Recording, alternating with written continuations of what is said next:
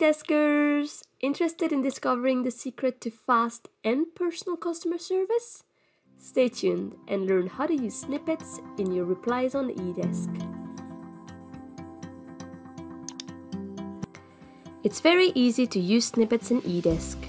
Press hashtag in the reply box to display a list of all the snippets available. You can choose from the customer's first name, the product they ordered, their delivery address, or even the estimated delivery time. Once you add a snippet, it will automatically display the information, so you don't have to enter it manually. What's left to do is simply write your response to the customer, and when you're done, hit send.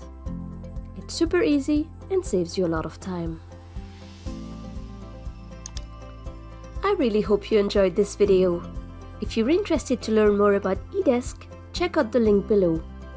Thank you so much for watching and see you next time.